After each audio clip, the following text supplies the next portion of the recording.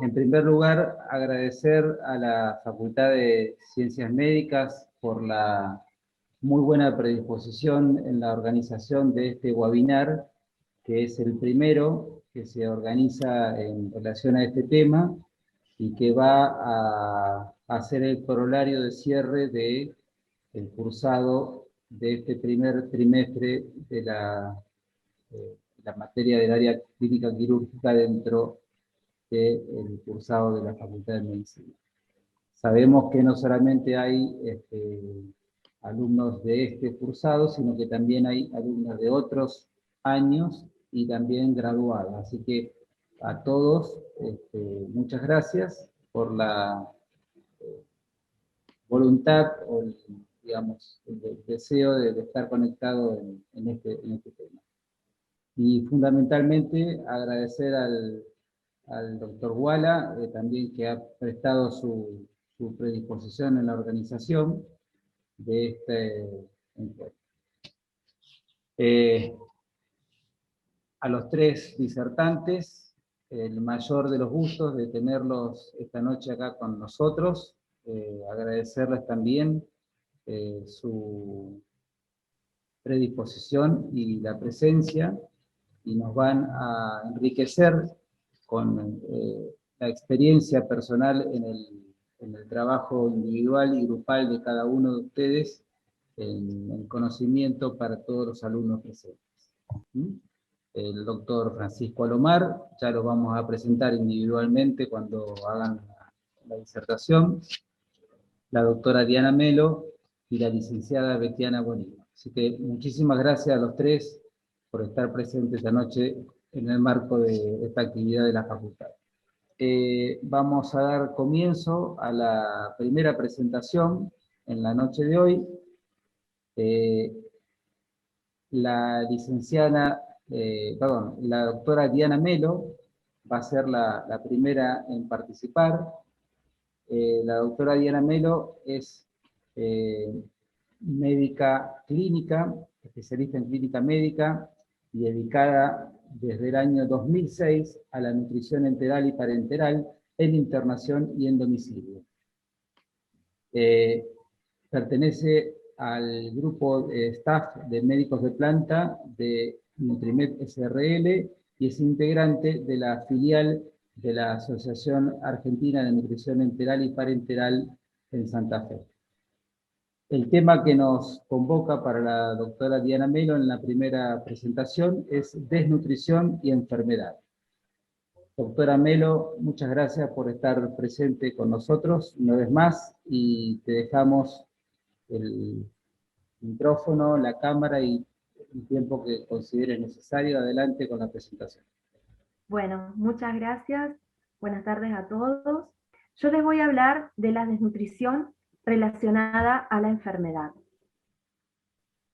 Se sabe que la desnutrición está muy ligada a las enfermedades, incluso muchas veces es causa de la enfermedad, y se da sobre todo en pacientes hospitalizados. El grupo de pacientes hospitalizados es el colectivo más vulnerable a padecer desnutrición, cursando cualquier enfermedad. Pero es un error pensar que la desnutrición es inherente a la enfermedad y por lo tanto no tratarla. Debemos tratarla siempre. Es muy frecuente la desnutrición hoy en día, tanto en los países que están más desfavorecidos económicamente como en los países más desarrollados.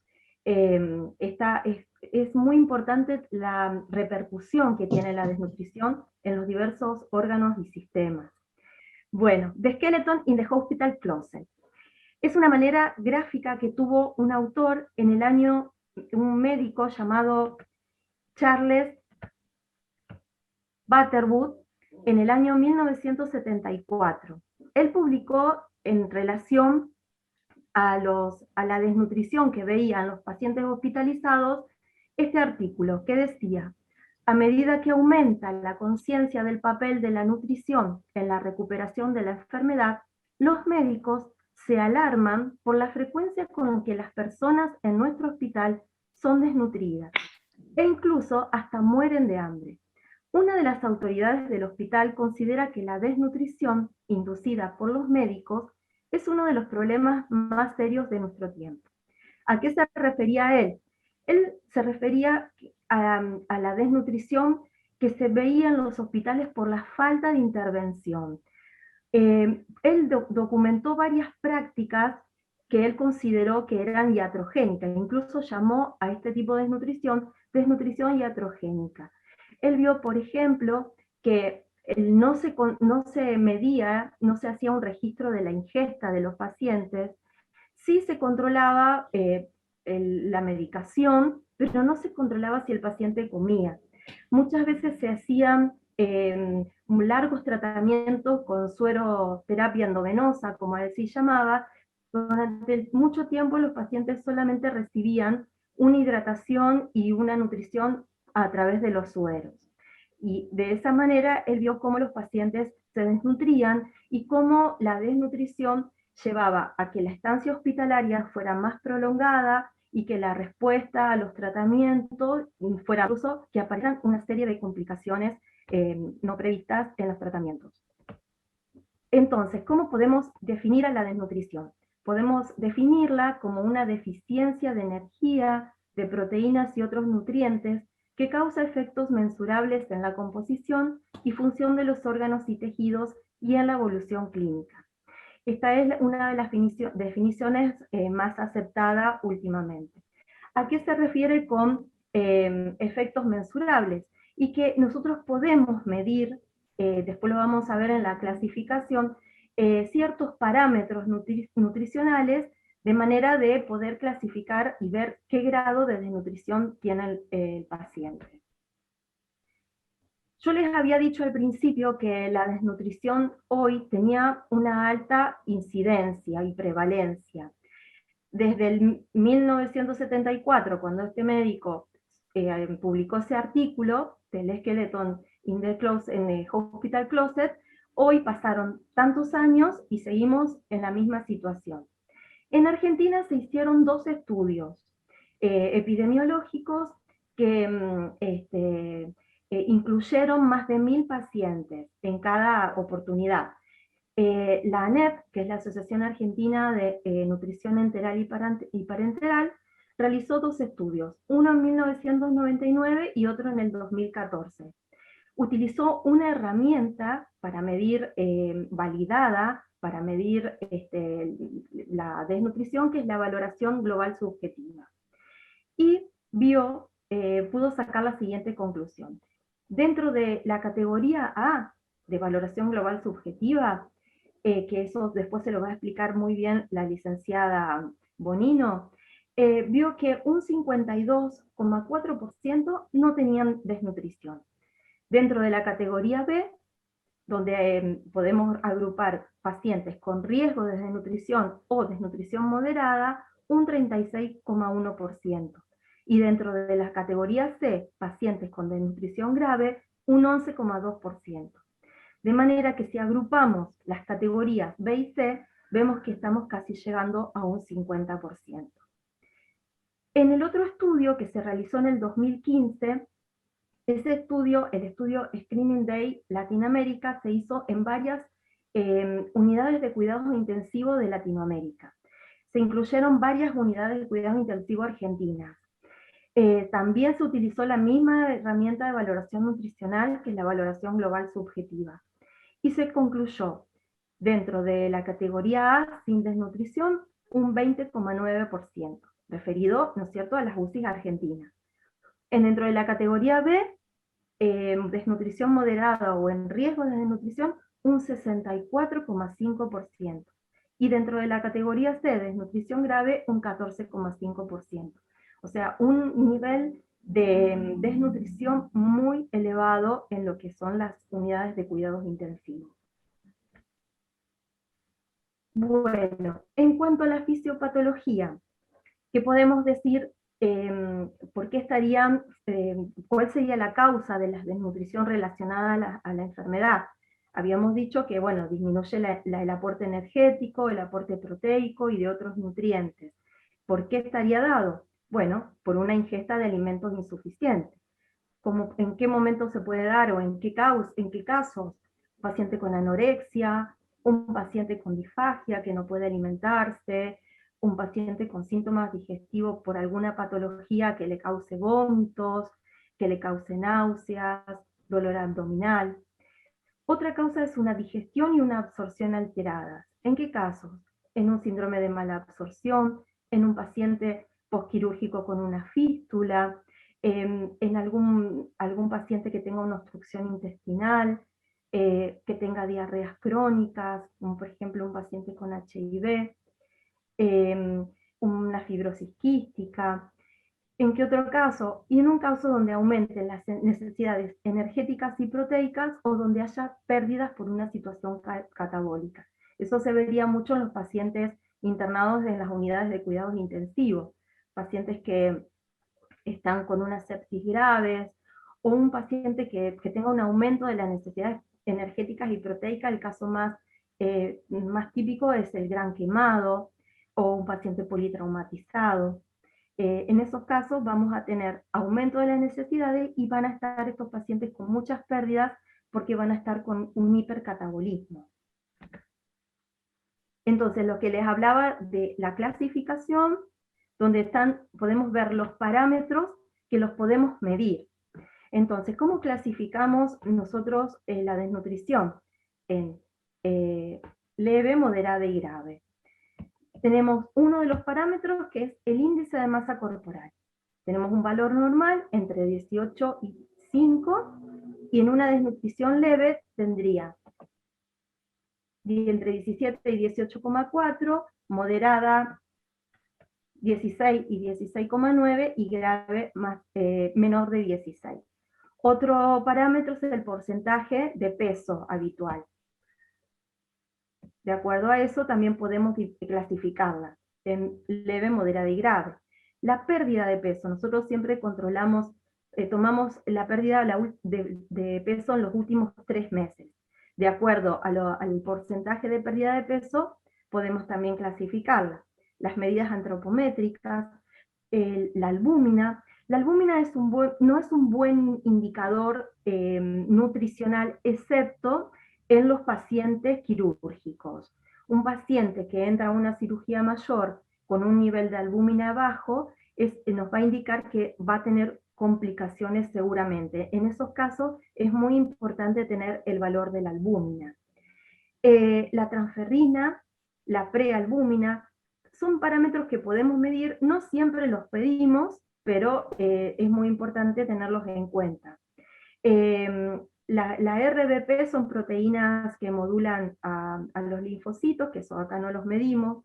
El porcentaje de linfocitos sí, es muy importante, es un muy buen parámetro. Colesterol también puede colaborar, pero no es tan importante. Y los métodos de valoración nutricional, las herramientas, las que más utilizamos, la valoración global subjetiva, que después ya se las van a explicar bien, el NRS y el MAS, que son dos herramientas para medir sobre todo riesgo nutricional, que más adelante ya les voy a explicar.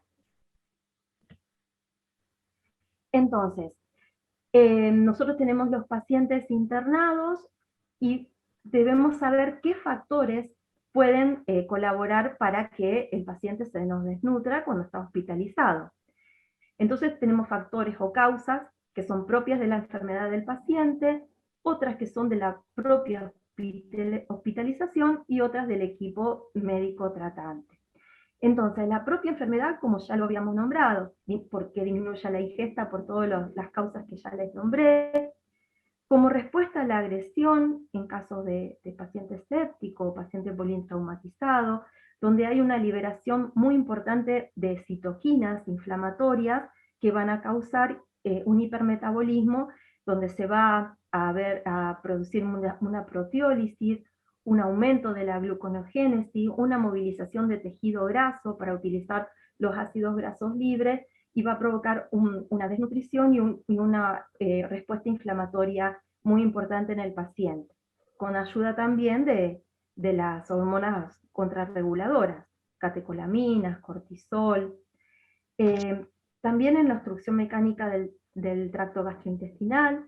Algunos fármacos también colaboran, provocando anorexia, intolerancia, como quimioterápicos, morfina, algunos neurolépticos. La geriatría, es muy importante saber que los ancianos son los pacientes que más vulnerables son para desnutrirse. Los incrementos nutricionales, como ya les dije, en pacientes, por ejemplo, un gran quemado, y los estados inflamatorios que ya nombré. Las causas derivadas de la propia hospitalización, bueno, ahí hablamos qué le pasa al paciente cuando se interna. Hay un cambio en sus hábitos, seguramente.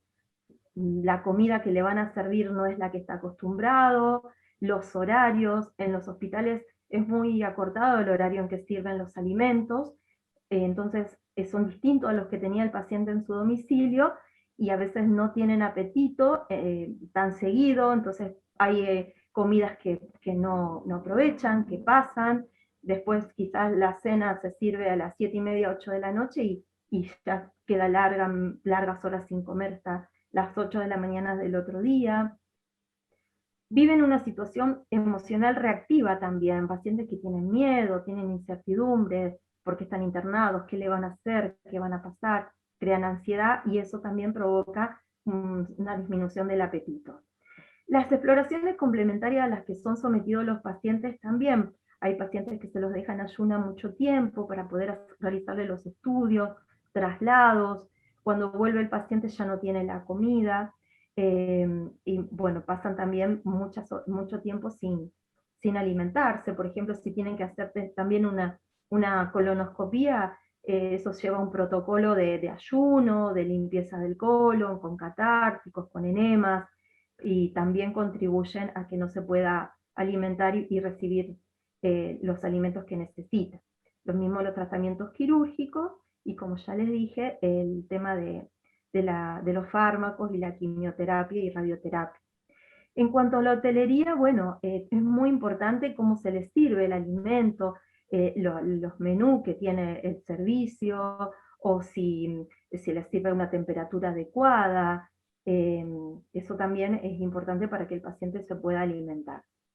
Y en cuanto a las causas derivadas del equipo médico, bueno, justamente el abuso de los ayunos terapéuticos, la falta de valoración nutricional de los pacientes. Muchas veces en las historias clínicas no consta los datos antropométricos del paciente, o sea, no ponemos qué peso tiene, qué talla tiene, si hay algún síntoma digestivo que le está impidiendo comer, si ha perdido peso últimamente. Eso no lo ponemos, por eso es importante la valoración nutricional. La falta de monitorización de la ingesta, como ya le había dicho, o sea, así como monitoreamos la medicación, es importante saber si comió, si no comió ese día, cuánto comió, y tener, en muchos servicios faltan unidades de soporte nutricional, gente especializada que se dedique a esto, y que lo pueda documentar y colaborar. Bueno, en cuanto a las consecuencias clínicas, yo les había mencionado que la desnutrición relacionada a la enfermedad tenía una repercusión muy importante en diversos órganos y sistemas. Entonces, tenemos que, por ejemplo, en el sistema cardiovascular, sabemos que un paciente desnutrido puede perder hasta un 30% de la masa muscular cardíaca. También eso va a provocar sobre todo una disminución del gasto cardíaco, le va a provocar bradicardia, hipotensión. La pérdida de la masa muscular afecta principalmente al ventrículo izquierdo. En casos más avanzados de desnutrición podemos tener incluso hasta edema intersticial, con disminución de las miofibrillas, incluso hasta zonas de necrosis. Todo eso nos va a llevar a una insuficiencia cardíaca. También puede provocar arritmias si tenemos alteraciones hidroelectrolíticas, déficit de potasio, que nos pueda provocar trastornos del ritmo cardíaco. En cuanto a la función renal, sabemos que hay una reducción del flujo plasmático renal, del filtrado glomerular, de la excreción de sal y agua, y todo también va a contribuir a la aparición de edemas, junto con la hipoalbuminemia. En cuanto a la función respiratoria, disminuye la masa muscular en el paciente desnutrido, y una es la masa muscular de los músculos respiratorios, sobre todo del diafragma. Eso va a hacer que disminuya la capacidad vital, que disminuya también, que haya una retención, un aumento, perdón, del volumen residual respiratorio. Va a haber una disminución de los macrófagos alveolares, con una disminución también del surfactante alveolar, lo que va a provocar un aumento del trabajo respiratorio. Incluso también va a disminuir las defensas a nivel traqueobronquial, que va a llevar a que se pueda contaminar el árbol traqueobronquial del paciente desnutrido. Y sumado a una disminución de la capacidad vital, que incluso disminuye hasta el reflejo de la tos, son pacientes con alta probabilidad de complicarse con neumonía. La función muscular también disminuye por una pérdida de la masa muscular y porque hay alteraciones hidroelectrolíticas también a nivel intracelular en el músculo. También va a llevar a que el paciente tenga más debilidad muscular, que disminuya su capacidad funcional, que le cueste movilizarse. Todo influye también negativamente en su calidad de vida. Es un paciente que comienza a necesitar la ayuda para sus funciones básicas. También afecta el estado mental y neurológico, provoca síntomas de depresión y ansiedad. Hay déficits nutricionales específicos, por ejemplo, el déficit de tiamina, que puede provocar un síndrome que es el del Wernicke-Korsakoff, incluso déficit de cobalamina, y que puede provocar ataxia, puede provocar incluso trastornos sensitivos por mielopatía. Pero síntomas que revierten cuando uno los renutre y les aporta nuevamente las vitaminas que necesita. El aparato digestivo también sufre, principalmente, o sea, los colonocitos y los enterocitos se recambian frecuentemente, sobre todo por la presencia de nutrientes en la luz intestinal. Al faltar eso, lo que ocurre es que hay una atrofia de las vellosidades intestinales. Eso aumenta la permeabilidad intestinal. También se altera la absorción de lípidos y glucosa por un déficit en algunas enzimas. Hay reducción en la producción de secreciones biliares, pancreáticas, gástricas, que también contribuyen a una alteración en la digestión. Todos estos cambios que ocurren a nivel intestinal lo que hacen es que se pierda la adaptación de la flora intestinal, de manera que un cambio en la flora intestinal más un aumento de la permeabilidad puede provocar lo que nosotros llamamos la traslocación bacteriana, y puede llevar a sepsis a un paciente, sobre todo en aquellos pacientes que son sometidos a cirugías. Por eso es muy importante también tener en cuenta que tengamos un nivel de albúmina necesaria para que no tengamos esta atrofia de las vellosidades. A nivel hepático también provoca una disminución de la masa hepática muy importante, se provoca atrofia, hemosiderosis y vacuolización de los hepatocitos, con un trastorno muy importante en lo que es la metabolización de los fármacos. También afecta la termorregulación, se altera la respuesta termogénica al frío, se reduce la respuesta vasoconstrictora y predispone a la hipotermia. El paciente desnutrido sufre mucho la hipotermia, incluso hasta no hace fiebre en cuadros febriles, y eso puede provocar letargo, confusión por hipotermia. A nivel del sistema inmune es muy importante la desnutrición, porque provoca sí o sí una inmunodepresión. Se pierde la barrera cutáneo-mucosa por un déficit de inmunoglobulina A secretora. También afecta mucho la inmunidad celular, sobre todo a nivel de los linfocitos T, disminuyen. Los B también disminuyen, y disminuyen la producción de anticuerpos. Se altera la capacidad bactericida de los polimorfos nucleares, y también se altera el sistema de complemento. Todo eso contribuye a que el paciente tenga muchas complicaciones infecciosas. Y en cuanto a la cicatrización, como ya le había dicho, hay atrofia de la piel, está alterada la barrera cutáneo-mucosa.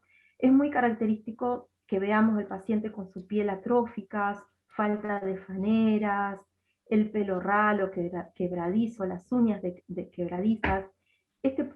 Todas estas alteraciones más la postración del paciente por disminución de la masa muscular, su debilidad, la falta o la disminución del tejido graso subcutáneo, eh, los años, o sea, pacientes añosos, e incluso hasta la incontinencia urinaria, todo contribuye a que estos pacientes sufran úlceras por presión. Se produce una presión, una fricción sobre la piel de alguna prominencia ósea, se produce isquemia de la piel con la formación de estas úlceras que muchas veces son muy difíciles de tratar y que pueden provocar una infección muy severa en los pacientes y bueno, provocar la muerte por sepsis. Bueno, ya vimos entonces todo lo que es la repercusión que tiene sobre los órganos.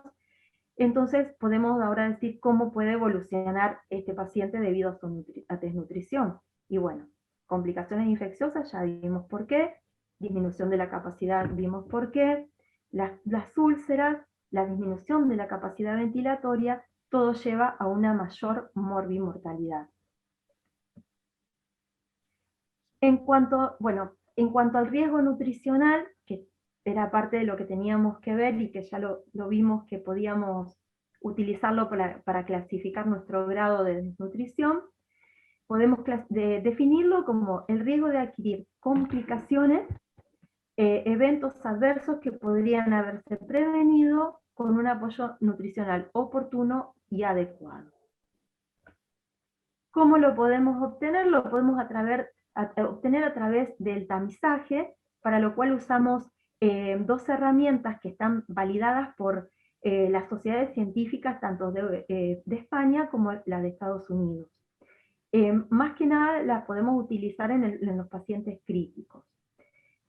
Son dos herramientas que, bueno, después ya Betiana se las va a explicar bien cuáles son los parámetros que analizan cada uno, pero bueno, lo importante es que la podamos utilizar y que las tengamos en cuenta para que al momento de estar frente al paciente que necesita un abordaje y un soporte nutricional, lo podamos hacer para no llegar a las complicaciones que ya vimos. Los beneficios son esos, que cicatrice las heridas más rápido, que tenga menos complicaciones, que no se infecte, que no esté tanto tiempo en respirador, que sea la duración en ventilación mecánica sea más corta, que mejore, que también sea más corta su estancia hospitalaria, que se pueda movilizar más rápido y su convalescencia sea más corta y una mejor calidad de vida. Entonces, ¿qué hacemos frente a un paciente con desnutrición? Hay 4 pasos, son nada más 4, y es cortito y fácil. Uno, un screening a todos los pacientes, o sea, pacientes internados, un screening cortito, saber cuánto pesa, cuánto peso perdió, que si últimamente ha tenido problemas en la alimentación, una evaluación utilizando alguna herramienta de tamizaje validada, hacer el diagnóstico de desnutrición, como ya lo vimos, con los parámetros que ya les mencioné, y en base a eso hacer la intervención con la nutrición adecuada para cada paciente. Conclusión: la prevalencia de desnutrición interhospitalaria en los hospitales actualmente es equiparable a la detectada hace más de 50 años. Acuérdense del esqueleto en el closet.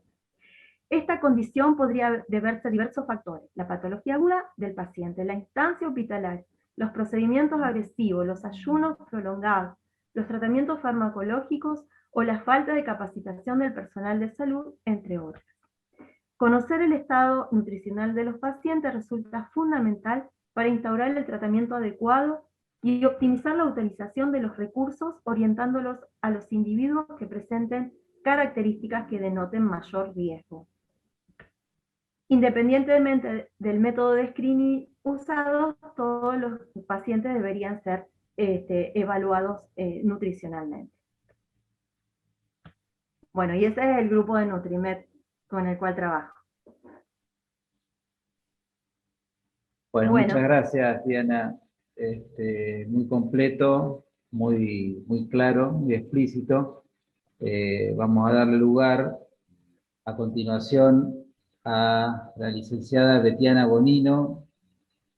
La licenciada Bonino es egresada de la licenciatura en nutrición en la Universidad Nacional de Córdoba, profesora de educación superior y universitaria de la Universidad Católica de Santa Fe, titular de la Cátedra de Química Orgánica en el Instituto Superior del Profesorado número 60 y número 6, docente también, y secretaria de la Asociación Argentina de Nutrición Enteral y Parenteral Filial Santa Fe.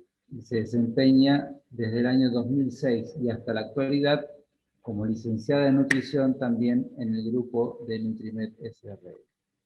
El tema en que nos va a poner Betiana esta noche es el de valoración nutricional e indicación del soporte nutricional. Betiana, buenas noches nuevamente, Buenas muchas gracias noches. por tu presencia y adelante. Bueno, gracias José. Vamos a hablar un poquito de qué es la valoración nutricional y espero que esta sea la generación de médicos que se anime a hacerlas, ¿no? Porque siempre nos quedamos en la teoría y también criticamos esto de que el paciente ingresa y le tomamos un montón de datos y en la historia clínica no encontramos nada de valoración nutricional, de evaluación, de estas prácticas tan simples de las que hablamos que nos van a conducir a tener una valoración, una evaluación de su estado, un diagnóstico, tanto en un estado de salud como un estado de enfermedad fisiopatológico o de enfermedad. Tenemos que ir obviamente a técnicas apropiadas para detectar estas deficiencias nutricionales y llegar lo antes posible, como dice acá la diapo, a indicar un asesoramiento nutricional oportuno. Valorar o evaluar un paciente, vamos a intentar hacerlo para buscar este estado de riesgo nutricional o de desnutrición. Dice la ANEP que la desnutrición puede desarrollarse en los pacientes hospitalizados y agravar el pronóstico de todas las enfermedades, más aún en los pacientes críticos y en los pacientes quirúrgicos, que son estos que ustedes ven principalmente en la cátedra, ¿no? Y en los trabajos prácticos que hacen con José. ¿Cómo debería ser esta herramienta? Debería ser simple, rápida, económica, contemplar situaciones particulares, factores de riesgo y permitirnos combinar variables y datos de laboratorios que a veces nos van a ser de utilidad y otras veces los vamos a poner en discusión, depende de la situación en la que se encuentre este paciente.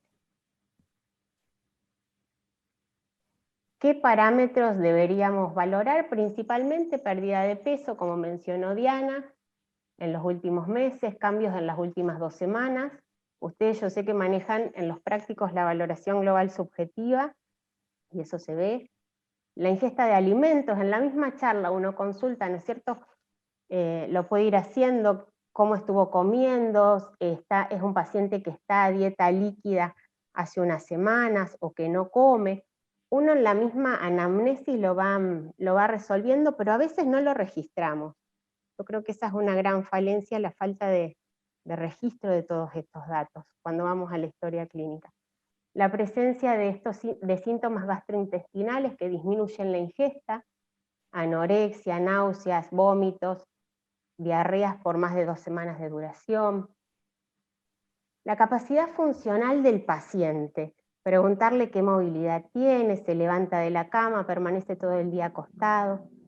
La exploración física completa y la pérdida de grasa subcutánea, lo que vemos, ¿no? En las piernas, en los muslos, edemas, asitis, el diagnóstico de su enfermedad de base y otros métodos complementarios que nos pueden orientar a este diagnóstico de estado nutricional.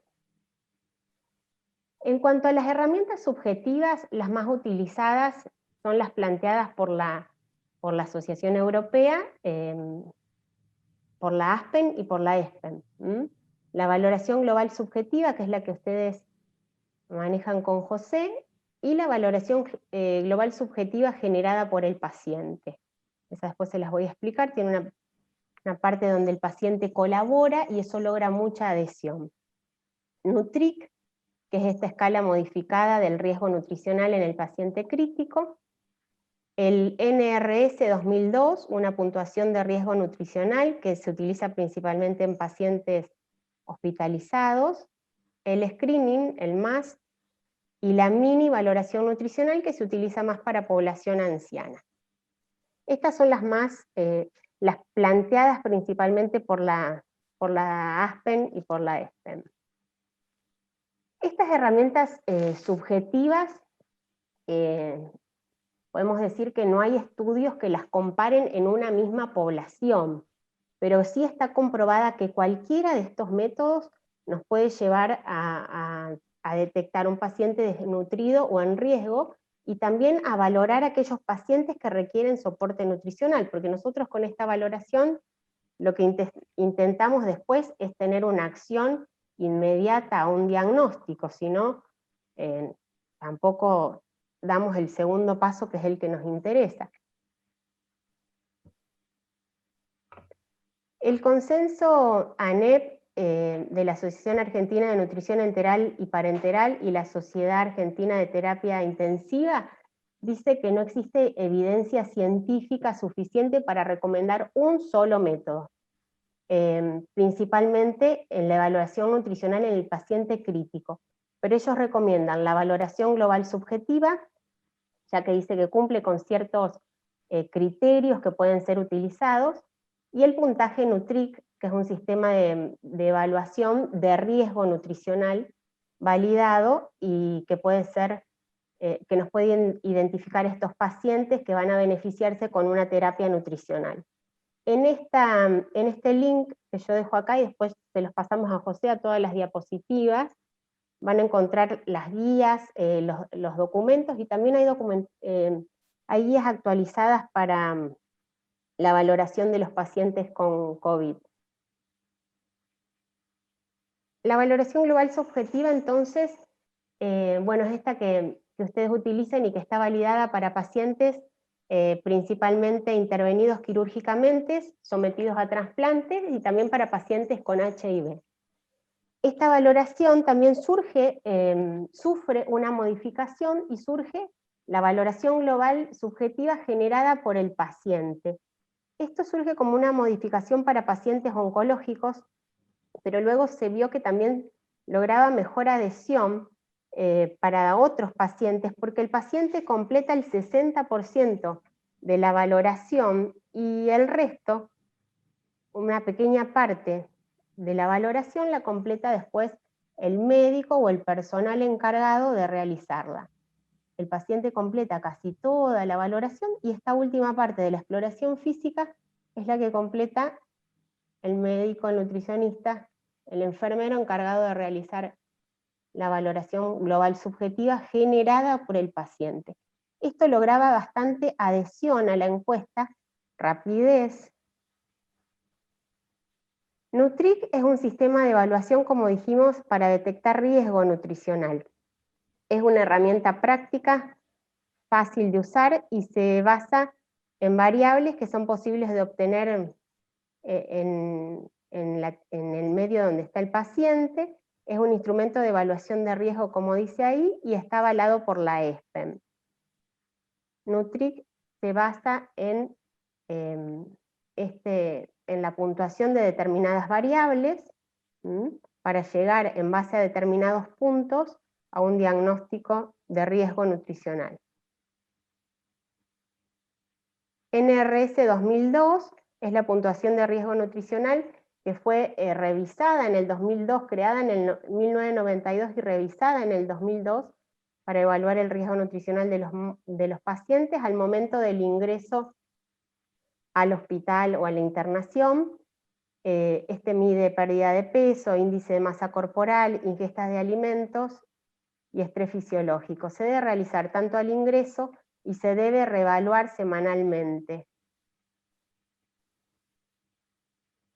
Acá hay una imagen de lo que es la encuesta.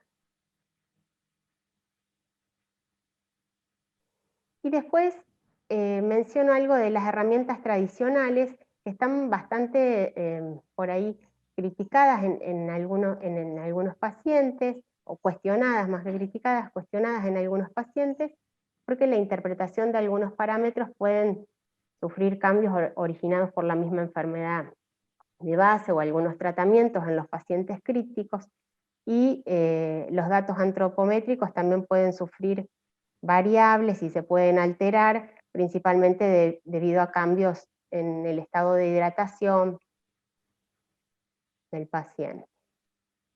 ¿Cuándo iniciar con la valoración nutricional? Como decíamos al inicio, debería ser una acción sistematizada en todos los pacientes.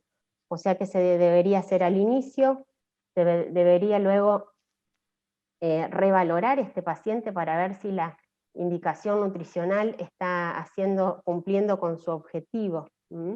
Podría ser preoperatorio y postoperatorio, pero debería estar más sistematizada en el ingreso de los pacientes.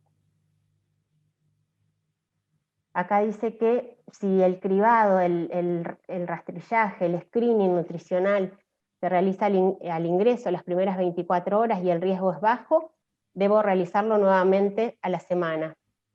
Si el riesgo es medio, debo realizarlo luego a los 3 días, y si el riesgo es alto, ya debo complementarlo con otros datos para planificar una terapia de soporte nutricional. ¿Y ahora qué hacemos? Tenemos la valoración del estado nutricional, un diagnóstico, y tenemos que apuntar a decidir un tratamiento nutricional oportuno con todos estos datos, y también volver a revalorar luego de decidir este tratamiento al paciente. ¿Cómo indicamos el soporte nutricional? Primero vamos a intentar cubrir la vía más natural posible, la nutrición oral. Si el paciente tiene un aporte de nutrientes de unos 2/3, más o menos cubre 2/3 del requerimiento calórico, vamos a tratar de priorizar la vía oral, la alimentación normal, y si es necesario, porque vemos que no va a llegar a cubrir esos requerimientos, vamos a incluir algún soporte de nutrición oral. Si no es posible la nutrición oral, vamos a preguntarnos si posee una función gastrointestinal adecuada. Si eso es posible y no llega a cubrir sus requerimientos vía oral, vamos a decidirnos por una nutrición enteral. También podemos utilizar una vía enteral y una vía oral, ambas, para llegar al requerimiento. Y si la función gastrointestinal no es adecuada, ya estaríamos apuntando a una nutrición parenteral o a ambas, a una nutrición enteral y parenteral como complemento. Como conclusión de la valoración nutricional como herramienta, podemos decir que no hay enfermedad que se beneficie con la inanición o con la falta de alimentos, y me interesó por ahí presentarles otras herramientas para que también vayan buscándolas y tratando de llegar a diagnósticos de riesgos o de desnutrición con algo más que no sea la valoración global subjetiva. Podemos decir también que la desnutrición aumenta la morbimortalidad, como dijo Diana, del paciente hospitalizado, y que tenemos que tratar de sistematizarla, de implementarla, y que por cada día de demora en establecer una adecuada terapia nutricional se requieren más días de recuperación o de internación de estos pacientes. Bueno, ahí termino con una foto de mi ciudad. Bueno, muchas gracias, Betiana, desde San Carlos para Para el resto para el del resto del país. mundo, sí. Bueno, muy bien. Muchas gracias por tu presentación también muy académica, muy clara en tus conceptos. Bueno, y para terminar la sesión de presentaciones y luego dar lugar a las preguntas, vamos a cerrar la misma con la disertación del doctor Francisco Alomar. El doctor Francisco Alomar es un médico cirujano, especialista en cirugía general y cirugía infantil, fundador y director médico de la Unidad de Terapia Nutricional Institucional y Domiciliaria de Nutrimed SRL. Fue vicepresidente de la Asociación Argentina de Nutrición Enteral y Parenteral y presidente de la Asociación Argentina de Nutrición Enteral y Parenteral Filial Santa Fe y Región.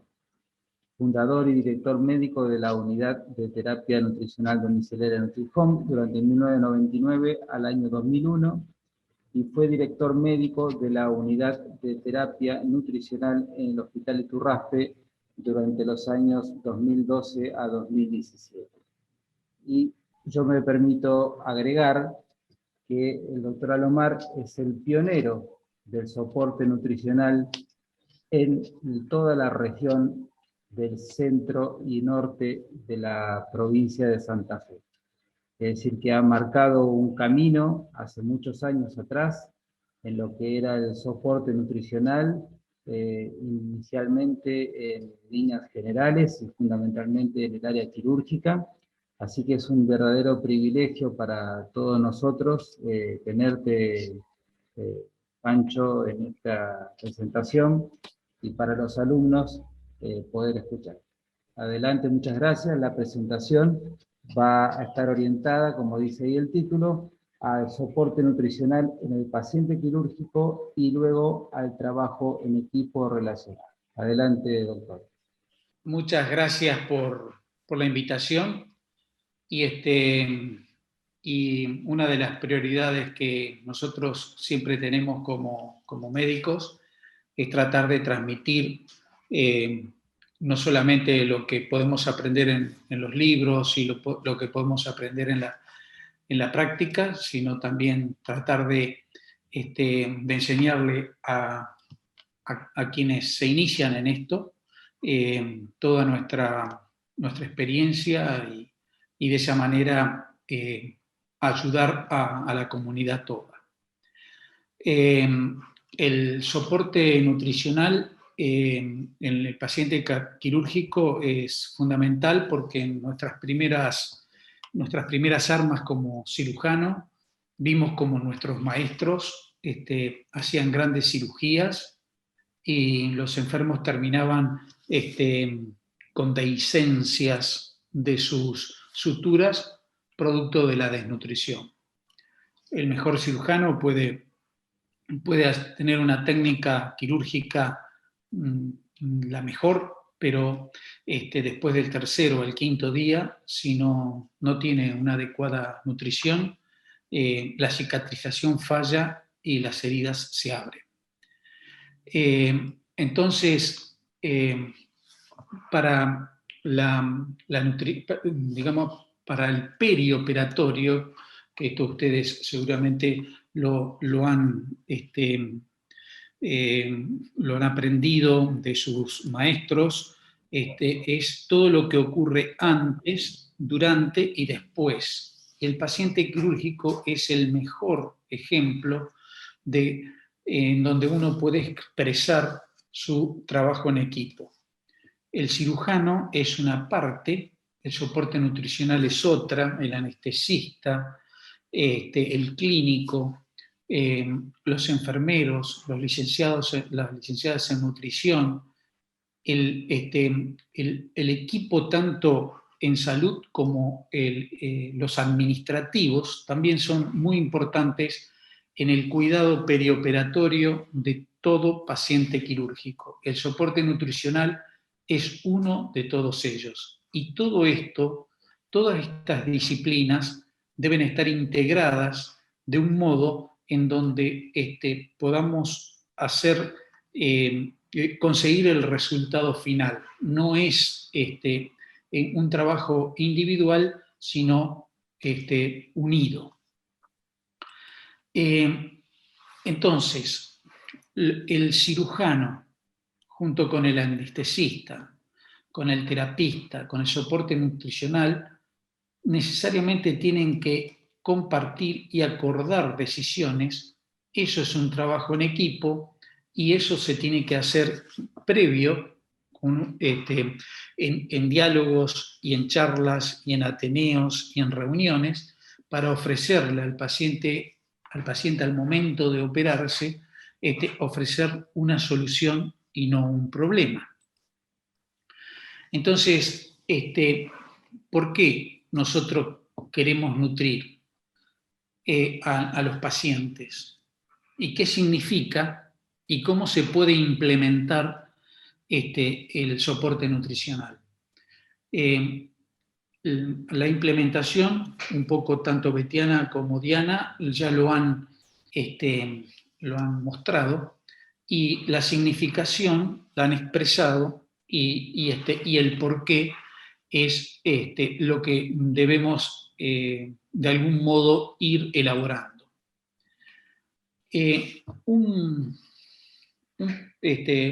Ante una cirugía, el cirujano se plantea una serie de interrogantes, los cuales todos deben estar resueltos antes de abordarlo, de abordar un enfermo en una cirugía.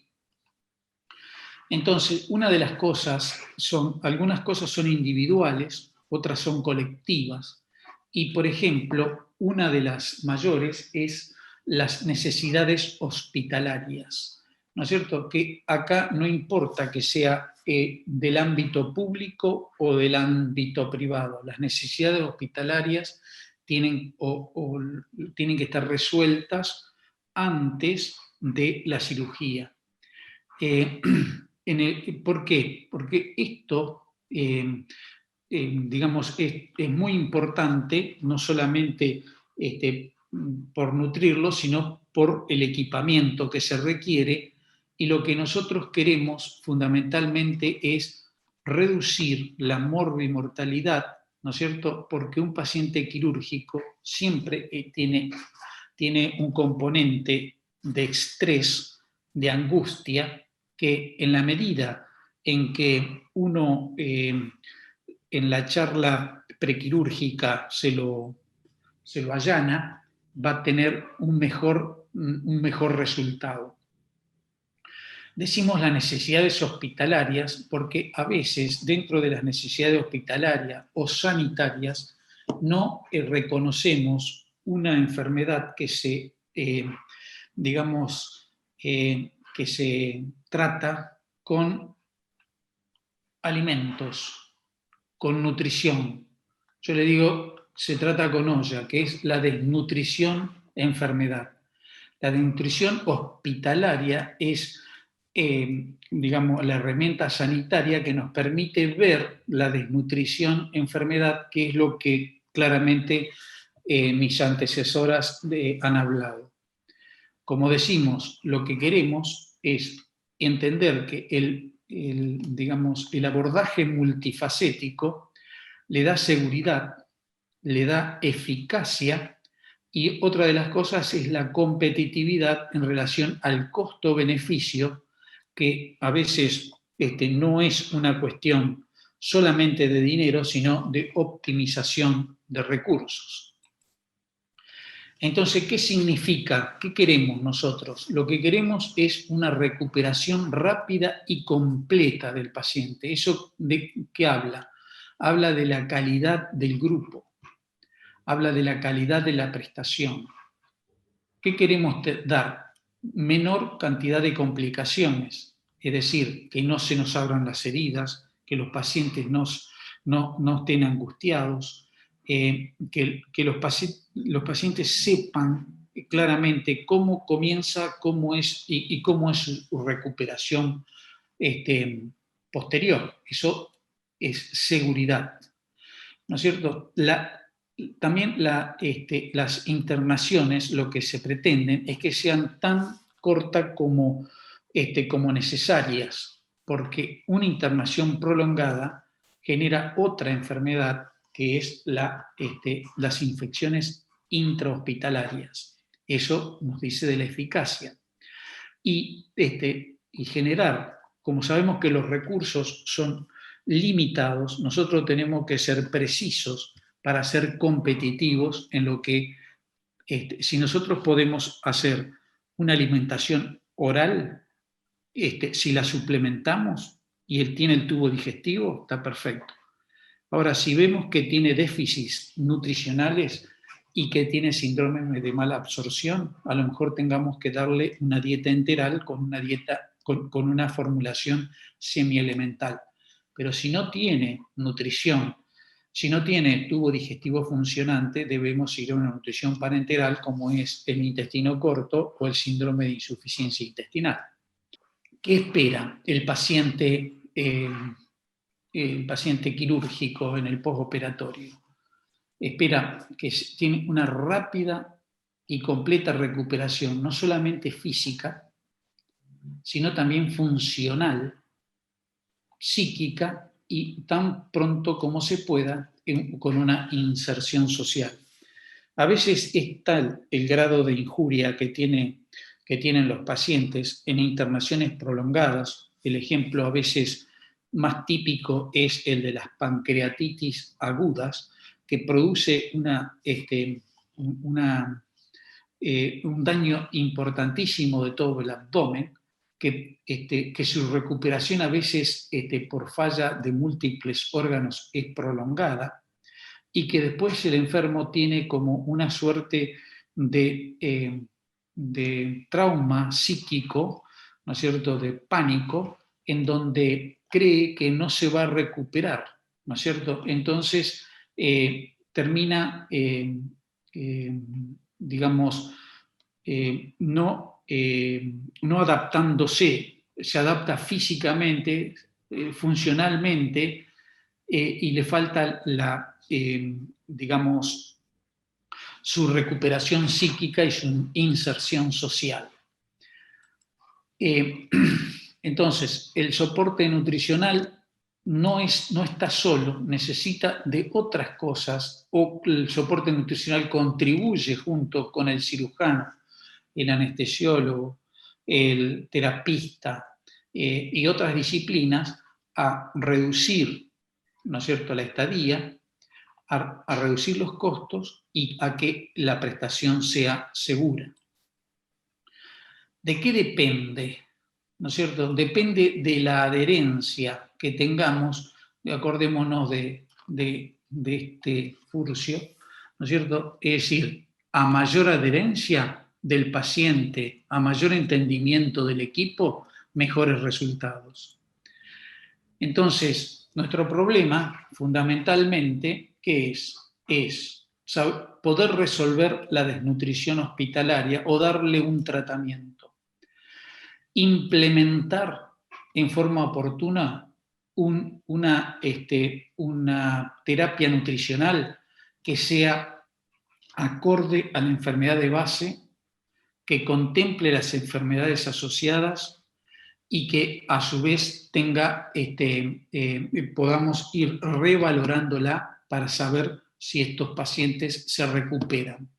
Tenemos que tener, es decir, estamos ahora compartiendo estos conceptos con estudiantes fundamentalmente, en donde es muy importante, ustedes a futuro van a estar ejerciendo la medicina y posiblemente tomando decisiones en lugares o instituciones en donde el costo y la optimización son cosas, digamos, criterios que deben ponerlos en valor siempre. Entonces, ¿cómo puede implementarse un plan de soporte nutricional? Lo que tiene que tener como fundamento importante, ¿no es cierto?, que lo que debemos mejorar es la fisiología perioperatoria, es decir, no solamente nutrirlo, sino también evaluar la capacidad pulmonar. También sabemos que pedimos un electrocardiograma, también pedimos tiempo de sangría, tiempo de coagulación, determinadas determinaciones que tienen que ver con el paciente. Eso es muy importante, pero mucho más importante es que el proceso en donde interviene el equipo de salud tenga claro cómo se concatenan todos estos esfuerzos integrando un cuidado global y no teniendo solamente una buena técnica quirúrgica, una buena terapia intensiva o un buen soporte nutricional. Entonces, tenemos que, si nosotros lo miráramos a esto en forma global y a través del tiempo, vemos que hay mucha gente que tiene muy buenas propuestas, ¿no es cierto?, que tiene muy buena actitud y aptitud, pero que posiblemente no esté sincronizado. En el diálogo y en el consenso, nosotros vamos a ir aproximando y viendo más claramente cómo se arma este pequeño rompecabezas. Y esto sería una mesa de consenso en donde cada uno tiene, por darle un ejemplo, una identificación del color, pero está también entendiendo al resto. La desnutrición hospitalaria, como bien lo dijeron tanto Diana como Betiana, ocupa el 20 al 30%, depende de cómo se hace. Los factores del riesgo quirúrgico son entonces la desnutrición según la patología y también la desnutrición crónica. La desnutrición crónica, acá lo que tenemos que pensar que hay enfermos, ¿no es cierto?, que están desnutridos crónicamente y que se operan.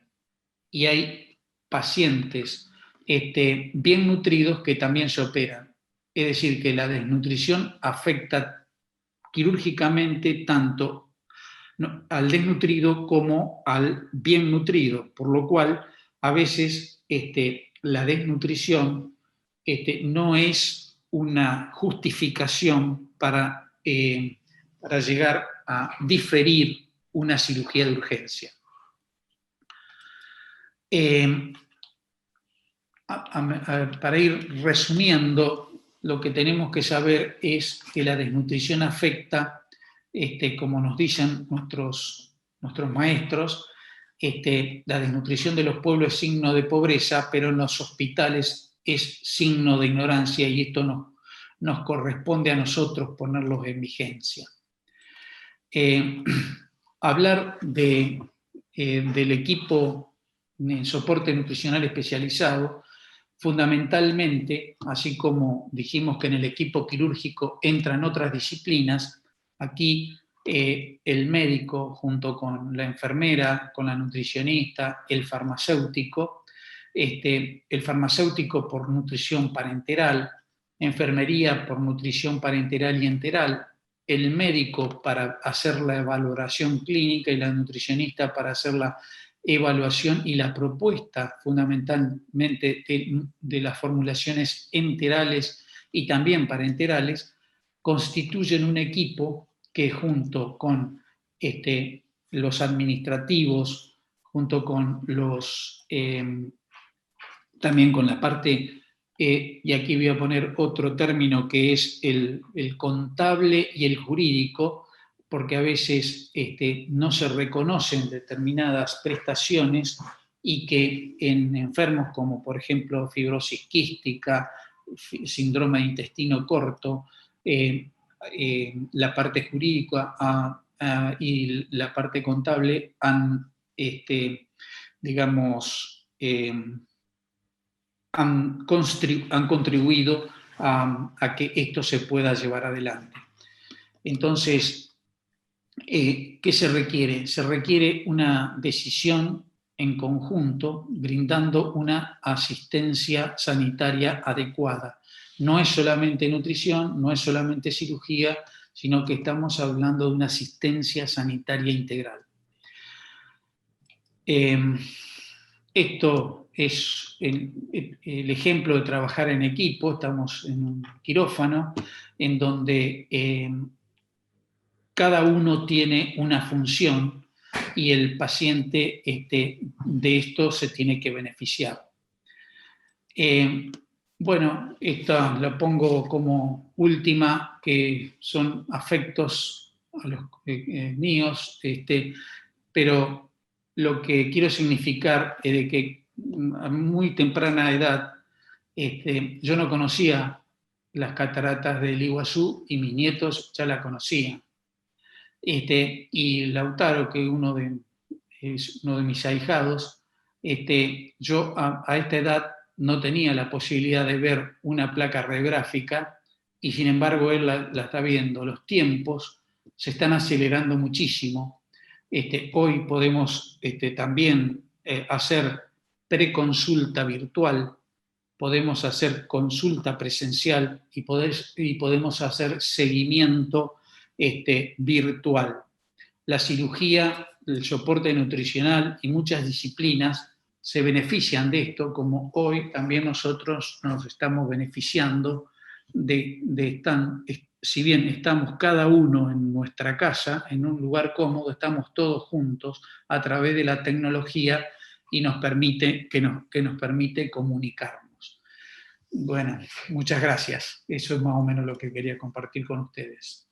Bueno, muchas gracias, Pancho, muy claro también los conceptos y sobre todo destacar tu experiencia, todo lo que has hablado, de muchos años de trabajo en lo que es el soporte nutricional. Yo le iba a hacer una pregunta a cada uno de ustedes tres, mientras vamos dándole lugar a que los alumnos también puedan ir pensando sus preguntas, o si la quieren dejar por escrito en el chat.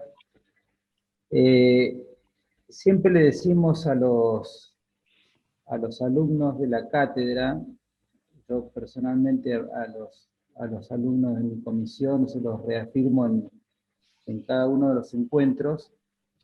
Ellos, digamos, la currícula de hoy de la carrera de medicina tiene como principal objetivo formar médicos basados especialmente o principalmente en lo que es la atención primaria de la salud. Y yo siempre les digo que la atención primaria de la salud, ellos en el futuro van a ser la primer puerta de acceso que van a tener en la mayoría de las ocasiones los pacientes al sistema de salud.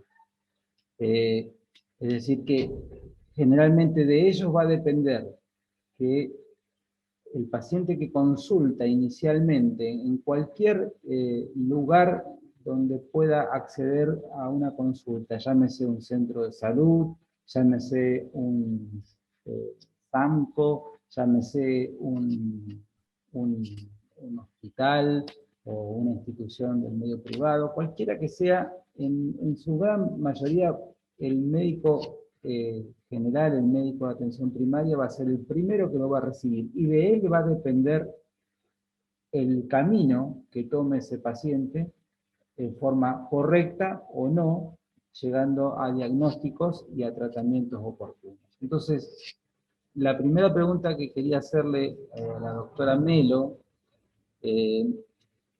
es, teniendo en cuenta esta, digamos, situación y lo que has reflejado, Diana, ¿cuál sería un poco la orientación general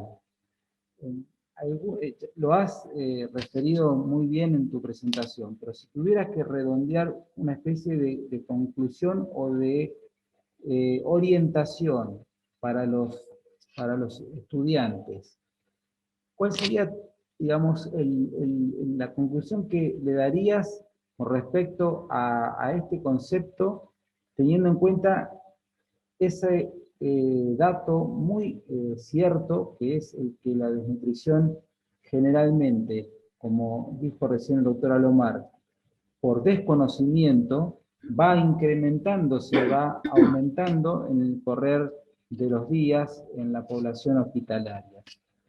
¿A qué apuntarías como fundamental parámetro para que ellos tengan en cuenta ese dato y ese concepto para no profundizar o para no colaborar en ese grado de desnutrición que el paciente puede tener previamente por su patología que consulta? Yo creo que lo más importante es, al momento de la anamnesis, siempre incluir cómo come el paciente, qué come, siempre pensar, medir los parámetros antropométricos, cuánto pesa, si ha perdido peso últimamente, y de registrar todo en la historia clínica, ya sea en el centro de salud, en la ficha que les toque llenar de cada paciente, en el paciente cuando estén en la residencia, cuando le ingresen, siempre registrar los parámetros nutricionales de los pacientes. Que siempre, donde estemos, dar intervención, ya sea a la persona que esté encargada de la nutrición. Si hay un equipo de soporte nutricional, bienvenido. Si es solamente una nutricionista la que está en el hospital o en el centro de salud, darle siempre intervención cuando nosotros detectemos que el paciente no está recibiendo los alimentos que necesita o no está recibiendo los requerimientos que necesita tanto de energía como de proteína. Cuando nosotros detectemos eso, darle intervención a la persona encargada donde trabajemos. Bueno, a eso sería lo más importante. Por eso es fundamental destacar, digamos, el conocimiento de esta disciplina dentro del ámbito de la medicina, porque, como siempre decimos, no se puede diagnosticar o tratar algo que se desconoce. Exacto. Por lo tanto, para pensar y aplicar todo lo que hemos hablado, primero tenemos que tener conocimiento de que esto existe y para qué sirve y cómo se implementa. Y que no, digamos, quede eclipsado por la patología de base o por lo que el paciente consulta, sino como tomarlo, como bien dijiste vos, como una pata más de la mesa que colabore en la evolución favorable para solucionar el problema que el paciente puede tener. Betiana, si tuvieras que darle así como una especie de guía de bolsillo, nombraste muchas herramientas sumamente valiosas que van a quedar como para que después en detalle se puedan observar más detenidamente. Pero si vos tuvieras que darle así al médico general como una guía de bolsillo para tener presente y sacar, digamos, a relucir en la historia clínica de ese paciente cuando ingresa o durante la internación. ¿Qué subrayarías? Sí.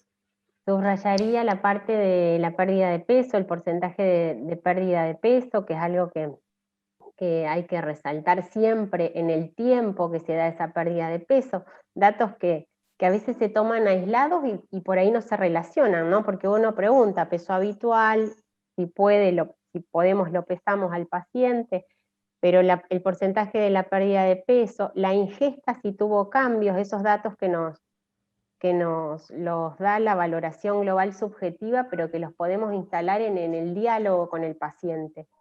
A veces una herramienta muy simple y de atención primaria es la frecuencia de consumo del paciente. Uno le puede pedir al paciente que haga un registro de 24 horas de lo que come y llevarlo a la consulta. Eso se le puede trasladar a un nutricionista para que haga una lectura calórica y nos dé más información si no la podemos tener nosotros, pero también es importante si esa ingesta cambió, o sea, cambios en el peso, cambios en la ingesta, y la parte de la funcionalidad de este paciente, disminuyó su fuerza, disminuyó su movilidad, no hace lo que hacía antes. Ahí vamos a tener esos datos que en realidad nos da la valoración global subjetiva. Siempre la quieren competir con otras herramientas, ¿no? Pero se pone en discusión, pero incluirlos en su anamnesis, en su consulta, y tenemos la posibilidad de trabajar en equipo. El recordatorio de 24 horas, la frecuencia de consumo, son herramientas que los nutricionistas manejan y que les va a dar más una lectura de otros parámetros y de nutrientes. No sé si te respondo, José. Sí, está muy bien, Tatiana. El doctor Alomar nos hablaba de la importancia del trabajo en equipo, aplicado en general a la medicina y en particular al soporte nutricional. Si hay algo o una de las cosas que hemos escuchado todos los días desde hace más de un año es la frase equipo de salud, ¿no es cierto?, con el tema de la pandemia. Y el equipo de salud no es algo de ahora, sino que es algo de siempre, pero tal vez esto también sirve para reafirmar esa importancia de lo que es el trabajo en equipo en medicina. Doctor Alomar, yo te quisiera preguntar, en tu muy vasta experiencia, si nos podés señalar algún caso o algunos casos de esos emblemas que por ahí marcan, dan huella, y que resalten la importancia de lo que es el soporte nutricional, fundamentalmente en pacientes quirúrgicos. Vos hablabas de la pancreatitis agudas graves, las fístulas intestinales, el intestino corto, en fin. Uno o dos ejemplos que puedas mencionar como para que los alumnos se vayan con ese concepto, esa idea, y bueno, lo tengan como una especie de parámetro para el día de mañana, recordar lo que es esta área de la medicina, ¿no?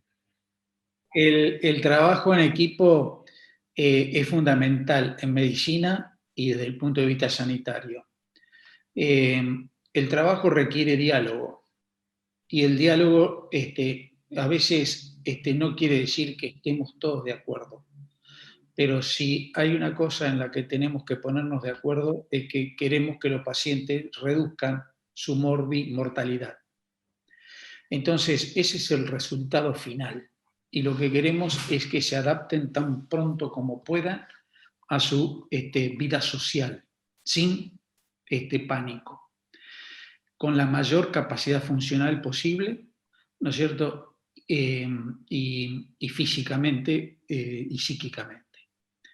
Por ejemplo, uno de las patologías que mejor, digamos, representa esto son los enfermos quirúrgicos que por algún motivo tienen fístulas intestinales. Las fístulas intestinales, hay algunas que son de bajo débito y otras que son de alto débito. Pero, y a veces las pancreatitis te producen también fístulas intestinales. Y a veces la resección intestinal también te produce un débito alto, la resección intestinal masiva, sobre todo en las inserciones en pluma de los chicos, cuando tienen un mesenterio no en J, sino en pluma, que se produce un volvo. Entonces, los pacientes que tienen fístula intestinal, su primer trastorno es los desequilibrios hidroelectrolíticos, porque posiblemente ese paciente esté bien nutrido previamente.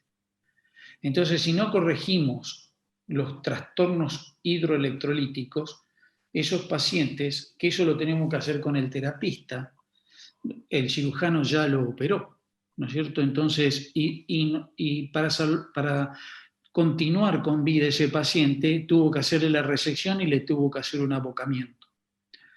Entonces, con el terapista debemos producir fundamentalmente, digamos, la reposición de líquidos y electrolitos. Una vez que conseguimos eso, al cabo del 7º, al cabo del 10º día, es probable que esos pacientes tengan focos sépticos dentro del abdomen y que tengamos que producir el drenaje de esos focos sépticos. Ahí tenemos la imagenología, ¿no es cierto?, para poder hacer diagnóstico con precisión de los lugares, y esos pacientes que ya superaron el cuadro hidroelectrolítico, ahora tienen que superar el cuadro séptico. Y una vez que se produjeron los drenajes, que se produjeron el antibiótico adecuado, mientras tanto vamos haciendo un monitoreo nutricional. Ese monitoreo nutricional no es como el concepto antiguo de hacer hipernutrición. Lo que nosotros tenemos que hacer es ofrecerle la cantidad de calorías, de nutrientes suficientes como para restablecer lo que mejor tolere. ¿Qué quiere decir esto? Tampoco podemos hacer una alimentación, hiperalimentación, como dije recién, y generar un síndrome de realimentación. ¿Qué es un síndrome de realimentación? Es incorporar nutrientes a tontas y a locas, ¿no es cierto?, y generar una iatrogenia desde la nutrición. Entonces, si nosotros detectamos que tiene falta de fósforo, que tiene falta de potasio, que tiene falta de proteínas, que tiene falta de hidratos de carbono, lo que primero tenemos que saber es que tenemos que reponer su medio interno. El potasio es la llave de la glucosa, el fósforo es la llave de las calorías. Entonces, no va a haber ciclo de Krebs sin fósforo y no va a funcionar sin potasio ni glucosa. Y no estoy hablando de proteínas. Las proteínas son a posteriori. Entonces, las fístulas gastrointestinales, fundamentalmente, nos permiten hacer un recorrido de todo un enfermo quirúrgico. No sé si más o menos me puse denso o está bien lo que dije. No, está perfecto. El ABC del soporte nutricional en el paciente quirúrgico. Doctor Wala, ¿quiere hacer alguna pregunta o algún aporte de su experiencia también vasta en lo que es la cirugía general y en los pacientes relacionados con la parte nutricional también, ¿no? Muy brevemente, solamente que, bueno, me han alegrado un par de cosas. Una, yo escuché por primera vez hablar de esto cuando estuve en el American College, 1972, que lo escuché a Stanley Dadrick, que fue quien empezó con este tema en los chicos. Y como mostró muy bien Pancho Alomar, así como los chicos están viendo radiografía, pensaba, los nietos están viendo radiografía, pensaba cómo ha crecido, cómo se ha desarrollado y cómo ya es un armamentario incorporado a la cirugía totalmente desde hace muchísimos años.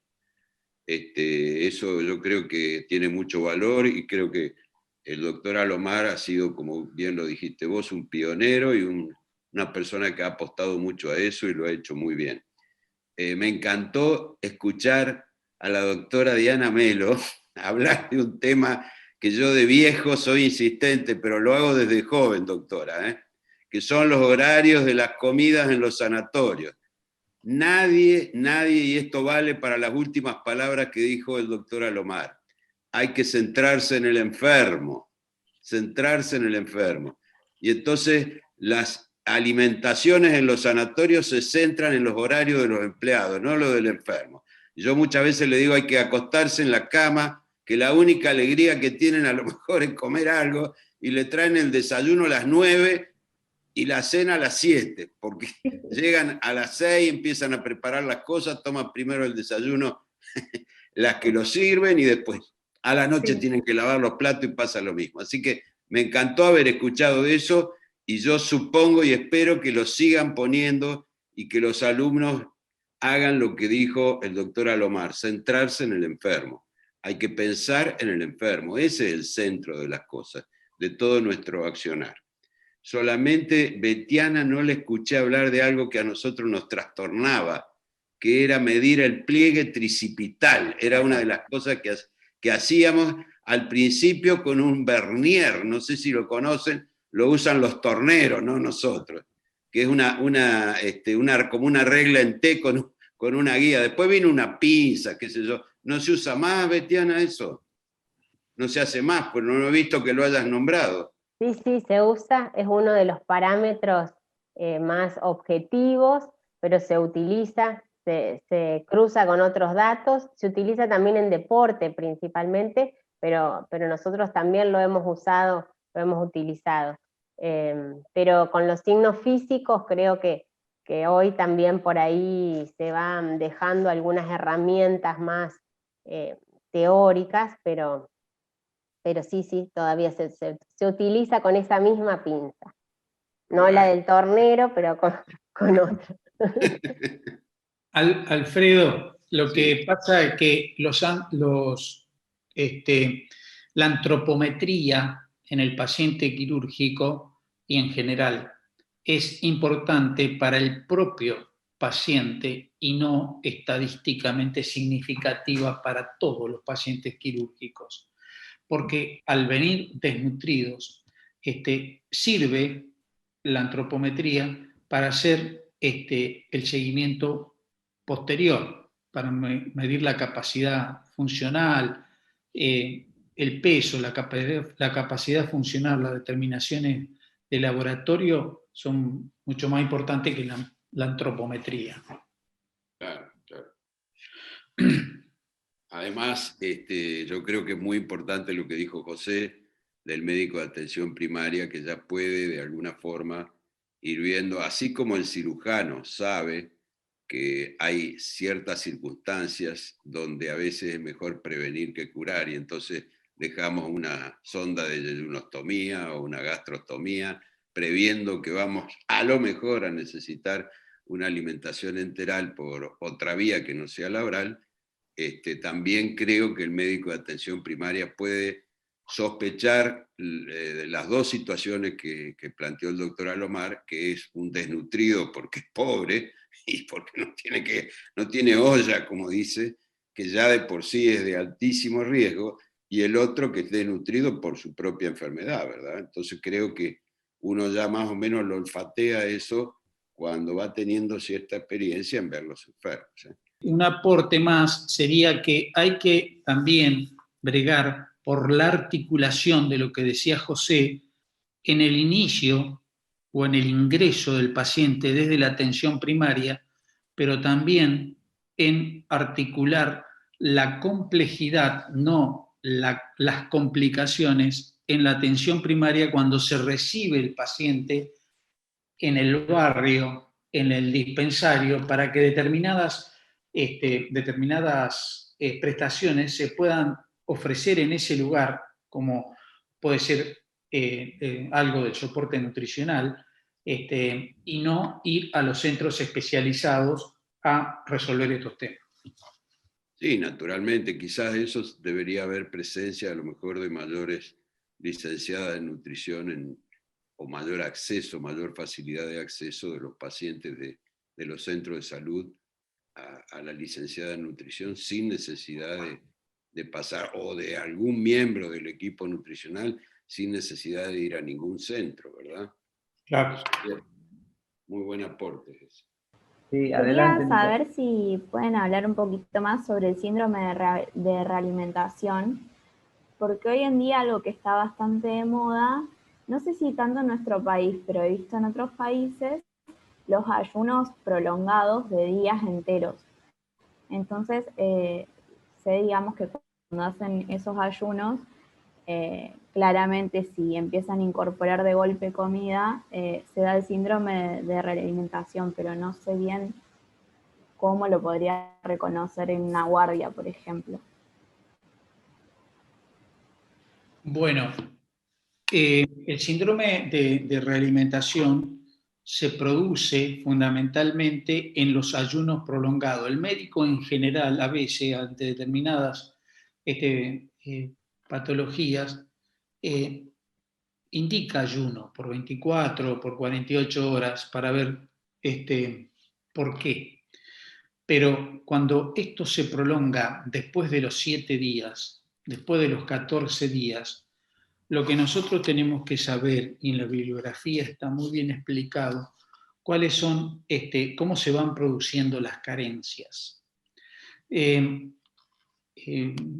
Como bien dijo Alfredo, nosotros en nuestra formación quirúrgica a veces veíamos pacientes en donde veíamos que tenía el pelo lo tenía ralo y le tomabas el pelo y se le salía el pelo, las uñas las tenía manchadas con blancas, que le faltaba calcio.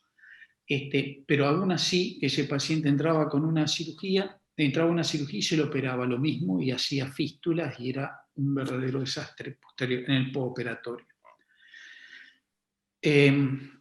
Esos pacientes, después nosotros fuimos aprendiendo de que esos pacientes, si nosotros le poníamos solamente nutrición completa, se producía diarrea, las vellosidades intestinales estaban planas y no conseguíamos el resultado adecuado.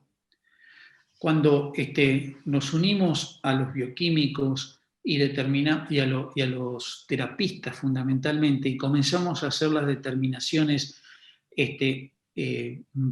no solo la determinación del potasio fundamentalmente, y el potasio es un electrolito fundamentalmente intracelular.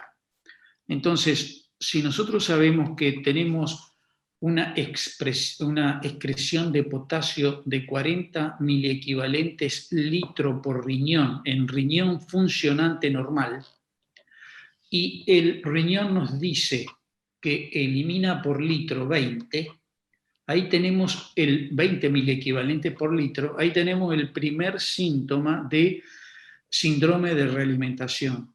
Es decir, si nosotros le reponemos proteínas, lípidos y no le damos potasio, se va a expresar con un bloqueo metabólico el paciente, en donde en realidad lo que tenemos que darle es potasio. Después, es probable que si no le damos potasio, también el paciente nos simule una hiperglucemia. Y no es diabético el paciente. Entonces, la determinación de los electrolitos, la determinación de los minerales, de los oligoelementos, es fundamental para incorporarlos en la medida en que en el ciclo medio de cada uno de ellos. Nosotros sabemos que la proteína que hoy se genera se va a destruir dentro de 14 días, y ese es el ciclo medio, por ejemplo, de la albúmina. Entonces, cuando nosotros dejamos de dar un aminoácido para que se forme una proteína, el organismo forma la proteína, llega a ese punto y la destruye por gluconeogénesis. Entonces, el síndrome de realimentación se produce si nosotros en ese caso no damos no damos no damos los aminoácidos esenciales. O lo mismo pasa con el linoleico o el araquidónico, que son los aminoácidos, los ácidos grasos, digamos, elementales. No sé si más o menos estoy diciendo, dando un concepto general. El concepto de realimentación en los pacientes desnutridos pasa por ahí, no por alimentar, como digo, en una alimentación completa, sino primero es una alimentación de calidad, de déficit, para después llegar a una alimentación completa. Bien, muchas gracias. Lo que quería agregar, como justo preguntaste, ¿cómo lo reconocerías en una guardia?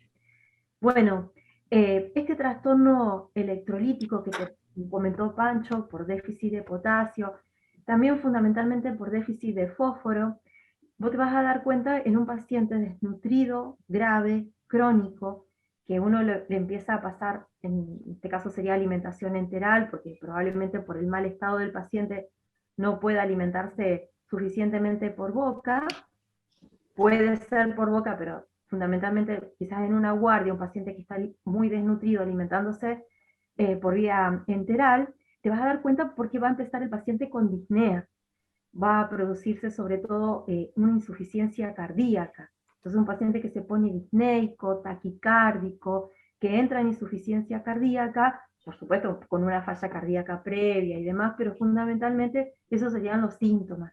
La disnea, la taquicardia, la diaforesis. Sería como para que vos te des cuenta como en una guardia qué le podría estar pasando a ese paciente. Cerramos la reunión, ya estamos en el horario, según lo que dijo el doctor Wala, muy bien, así que vamos a terminar acá. Yo nuevamente agradezco a todos los presentes, fundamentalmente a Pancho, Betiana y Diana, por su gran amabilidad y su muy buena predisposición en venir hoy a este evento de la facultad, que si se quieren también marca un hito, porque es también la primera vez que se hace un webinar o una reunión con la tecnología aplicado a este tema, que viene un poco a profundizar lo que se ha dictado durante el cursado. Muchas gracias a los tres, muchas gracias a Alfredo, a la facultad y a todos ustedes también que han estado en estas 2 horas presentes. Y bueno, esperamos que sea de utilidad para el conocimiento y para la aplicación en el futuro en el desarrollo de cada una de sus tareas. Muchas gracias a todos y buenas noches. Gracias a ustedes. Gracias a Muchas ustedes. gracias. Muchas gracias. Gracias. Gracias.